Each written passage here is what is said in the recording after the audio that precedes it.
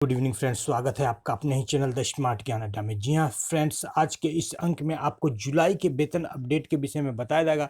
साथ ही साथ ये बताया जाएगा कि एरियर भुगतान का सही समय आ गया है। जी हाँ फ्रेंड्स, यदि एरियर का भुगतान नहीं होता है तो जो एरियर भुगतान से जुड़े हुए कर्मी हो उस पर कार्रवाई हो सकती है। जी हाँ फ्रेंड्स, सही सुन रहे हैं आप, बीओ और डीपीओ को पर कार्रवाई हो सकती है, क्योंकि टाइमलाइन जो दिया गया है एरियर भुगतान का, यदि आप उनको वो फॉलो नहीं करते हैं तो बिल्कुल निश्चित रूप से उन पर भी कार्रवाई हो सकती है। तो जानेंगे इस अंक में। उससे पहले वीडियो को लाइक कर दे, चैनल पर नए हैं या अब तक सब्सक्राइब नहीं किया तो सब्सक्राइब कर ले। द स्मार्ट ज्ञान अड्डा आपका अपना चैनल है साथी, जो आपके उज्जवल भविष्य की कामना करता है। जी हाँ साथियों, बेल आइकन पर ऑल प्रेस कर दे ताकि आने वाली वीडियोज की नोटिफिकेशन आपको मिलती रहे। जी हाँ फ्रेंड्स, सीधे चलेंगे अगले स्लाइड पर और देखेंगे क्या कुछ निकल कर के आ रहा है इस अंक में।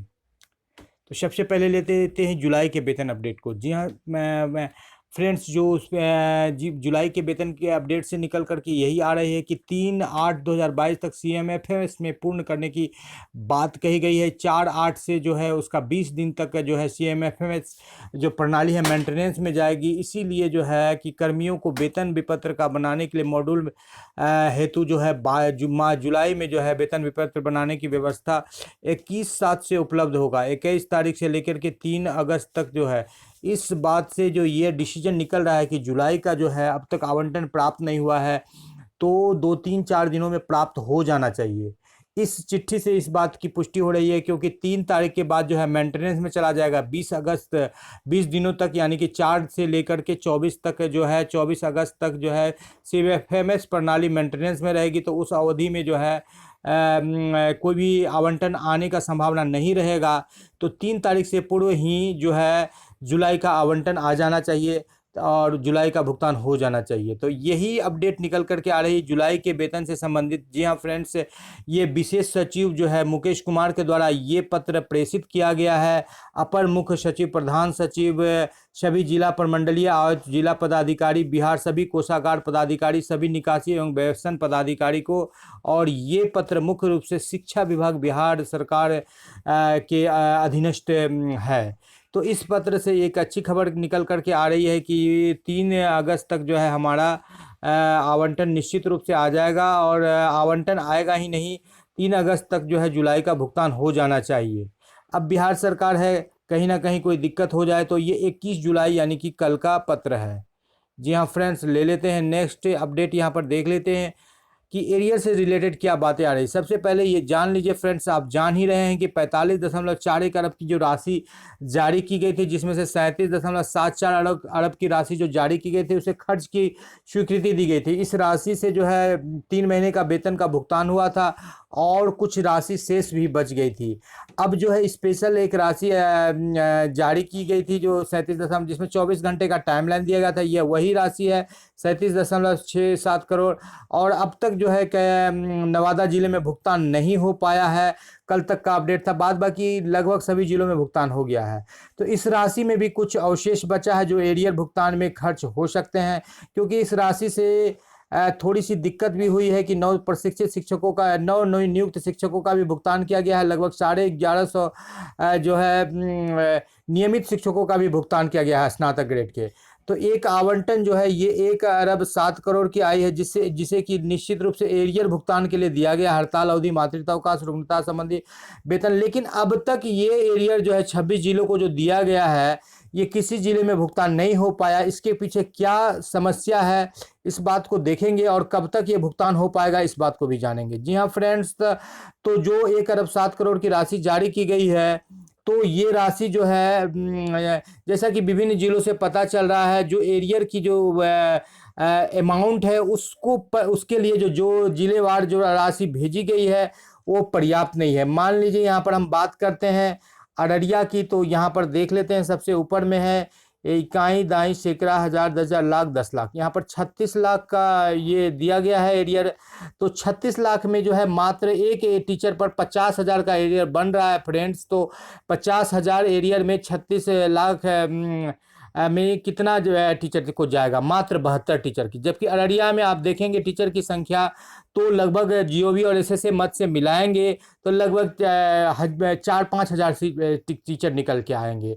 तो इस तरह से आप ये निश्चित कर सकते हैं, ये कि अप्रोक्स डाटा बताया जा रहा है फ्रेंड्स कि आपका जो ये राशि प्रोवाइड की गई है ये बिल्कुल निश्चित रूप से जो ये राशि पर्याप्त नहीं है एरियर भुगतान के लिए।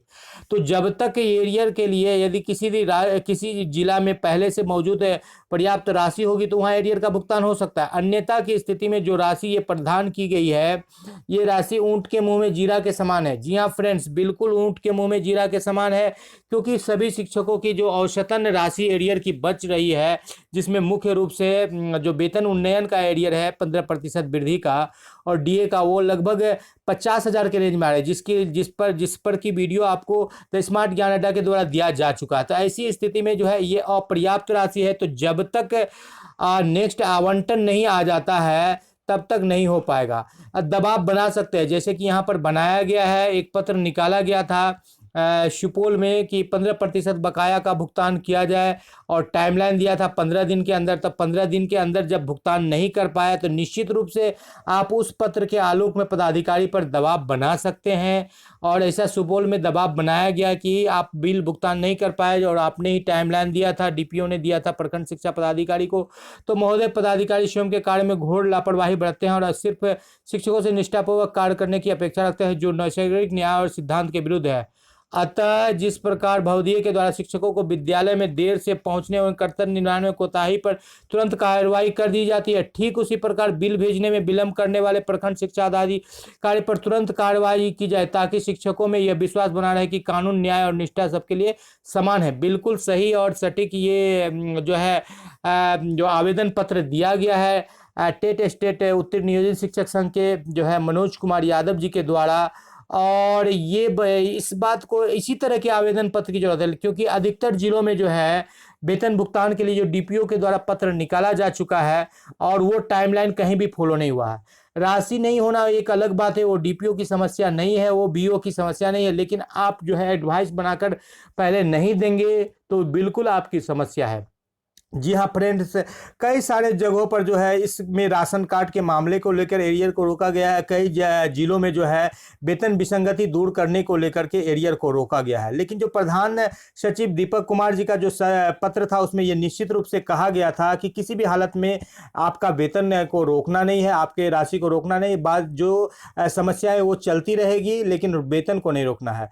यहाँ पर जो है 7 दिन का टाइमलाइन दिया गया था बिहार राज्य प्राथमिक शिक्षक नवादा के द्वारा, और नवादा में जो है वेतन भुगतान लगभग करीब पहुंच गया है, लाइनअप हो गया, प्रोसेसिंग चल रहा है और जल्द ही वहां पर वेतन का भुगतान हो जाएगा। तो नवादा के जो भी शिक्षक थोड़ा धैर्य बनाकर रखे, आपका जल्द से जल्द जो है 2 महीने जून तक का भुगतान होगा। वो हो सकता है कि पार्ट बाय पार्ट हो, 1 महीने का पहले हो जाए या 2 महीने का हो जाए, फिर 2 महीने का हो जाए।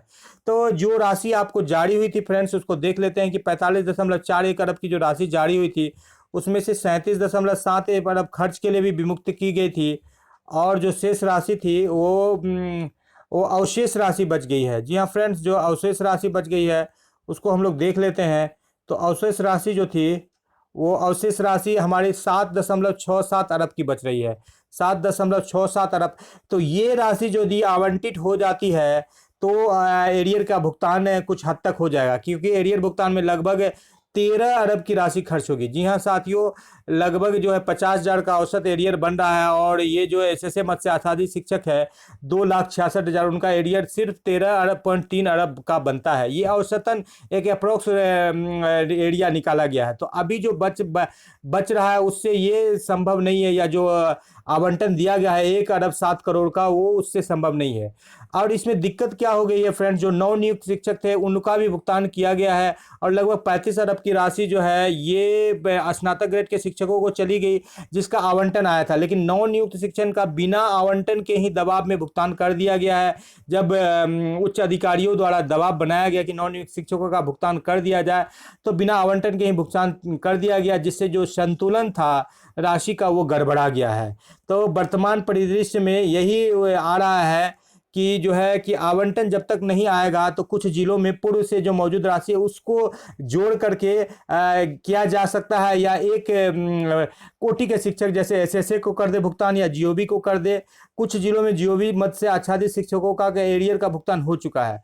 अब ये जो शगुफा है वेतन विसंगति दूर करने का, यहाँ देख लीजिए 10 जून का पत्र है फ्रेंड्स, और आज तक इस पर इम्प्लीमेंट नहीं हो पाया। इसी तरह के पत्र बहुत जगह से निकले हैं, क्योंकि वेतन विसंगति को दूर करना जो है एक जटिल समस्या है। कई तरह की वेतन विसंगतियां मौजूद है जो कि आप लोगों को व्याप्त है। पहले जो है 3 इंक्रीमेंट अनट्रेंड में दे दिया गया सरकार के द्वारा, और ट्रेंड को कभी आप ज्वाइनिंग डेट से आप ग्रेड पे दिए, कभी आप ट्रेंड को जो है 2 साल तक आप नहीं दिए, कभी आप ग्रेजुएट को स्पेशल देते हैं पे 1000, कभी नहीं देते हैं, कभी आप बिरमन तिथि से किसी को ग्रेड पे दे देते हैं या दे देते हैं, किसी रेगुलर टीचर को आप नहीं देते हैं। तो कई सारे, और आपने जो वेतन की संरचना दी है वही आपका गलत है, जहां पर आपको जो 5200 20,200 का जो रेगुलर स्केल दिया गया है उसमें 455 रुपया जो स्केल है ओरिजिनल उससे कम है बेसिक ग्रेड को, 3350 रुपया स्नातक ग्रेड को कम है, और 5540 रुपया जो है +2 ग्रेड को कम है। और जब 15% बढ़ाया तो आपने तोड़ मरोड़ कर बढ़ाया, 5 स्टेप बढ़ाया नहीं उससे भी। तो ये सारी चीजें जो है वेतन विसंगति को उत्पन्न कर दिया है, जो कि कभी खत्म नहीं होगा, और खत्म होगा तो दूसरी समस्या उत्पन्न हो जाएगी। जैसे कहा जाता है कि एक झूठ को बोलने के लिए 1000 झूठ भी बोल दिया जाए तो वो झूठ कभी खत्म नहीं होगा। ठीक उसी प्रकार जो बिहार सरकार के द्वारा जो ये चाइनीज वेतनमान दिया गया है और उसको तोड़ा मरोड़ा गया है, और इसमें जो वेतन विसंगतियां दूर हुई है, एक वेतन विसंगति को दूर करेंगे तो दूसरा वेतन विसंगति उत्पन्न हो जाएगा, और ये वेतन विसंगति कभी दूर नहीं होगी। तो हमें इसी बात पर ध्यान देना चाहिए कि कैसे हम अपना एरियर ले ले, वेतन विसंगति की काम होती रहेगी। जी हाँ फ्रेंड्स, तो आज का अंक में यही बात निकल करके सामने आ रही है कि जब तक आवंटन नहीं होगा तो वेतन एरियर का भुगतान नहीं होगा। लेकिन आवंटन के लिए दबाव बनाना चाहिए प्रदेश स्तर से संघ को, ताकि जल्द से जल्द आवंटन हो जाए। जहां तक सवाल है तो नवंबर से ही केंद्रांश की राशि राज्य सरकार को नहीं दी गई है, या कहे शिक्षकों के लिए नहीं भेजी गई है, तो उसके लिए भी दबाव बनाना चाहिए। और यदि हमारा अखिल भारतीय जो प्रारंभिक शिक्षक संघ केंद्र लेवल पर काम करते हैं उनको भी इस बात का संज्ञान में देना चाहिए कि जो केंद्रांश की राशि है बिहार के लिए वो जल्द से जल्द प्रेषित किया जाए, ताकि यहाँ पर जो है भुगतान हो सके शिक्षकों का, या राज्यांश मद से ही राशि दी जाए ताकि एरियर का भुगतान हो सके। 3 साल से शिक्षक एरियर के लिए ललायित हैं, व्याकुल हैं, व्यग्र हैं, और ये एरियर लगातार एक अबूझ पहेली सी बनती जा रही है। लेकिन अब जाकर के जब जून का भुगतान हो गया है और जुलाई का बाकी है, चूंकि जुलाई में फिर हमारा डीए बढ़ना वाला है, तो फिर कॉम्प्लिकेशंस और ज़्यादा बढ़ जाएंगे। ऐसी स्थिति में एरियर भुगतान का सही समय आ गया है फ्रेंड्स, और अब हम एरियर का भुगतान नहीं करते हैं तो बिल्कुल हम अपने सही समय पर एरियर का भुगतान नहीं कर पा रहे हैं, और ज़्यादा कॉम्प्लिकेटेड हमारा मामला होते चला जाएगा। तो अब यही रास्ता बनता है कि अब जहां भी पत्र निकाला गया है कि 15 दिन में या 1 महीने में एरियर का भुगतान कर दे, वहां पर शिक्षक संघ को और विद्यान शिक्षकों को मिलकर पदाधिकारी को ऊपर दबाव बनाना चाहिए, या जिस तरह का सुपौल का पत्र निकला कि उन पर कार्रवाई होने की बात की जाए, तभी जाकर के जो है हमारा एरियर का भुगतान हो पाएगा और हम एरियर ले पाएंगे। जी हाँ साथियों, तो इसी के साथ कि आपका जल्द से जल्द एरियर के लिए आवंटन आए, पर्याप्त राशि हो और आपका एरियर का भुगतान हो। तो ले दे करके ये निकल करके आ रहा है कि अगस्त से पहले एरियर का भुगतान अब संभव नहीं है। अगस्त में ही जाकर के जब आवंटन आए तो पूरी तरह से सभी जिलों का एरियर का भुगतान होगा। एक आध जिले यदि अपवाद रूप में पूर्व अवशेष राशि से भुगतान कर दे तो एक अलग बात होगी। जी हाँ फ्रेंड्स, आपसे विदा लेते हैं। वीडियो पसंद आ रहा है तो वीडियो को लाइक कर दे, चैनल पर नए हैं या अब तक सब्सक्राइब नहीं किया तो सब्सक्राइब कर ले। द स्मार्ट ज्ञान अड्डा आपका अपना चैनल है साथी, जो आपके उज्जवल भविष्य की कामना करता है। वीडियो को शुरू से अंत तक देखने के लिए आपका बहुत बहुत धन्यवाद। आपका दिन शुभ हो। जय हिंद, जय भारत।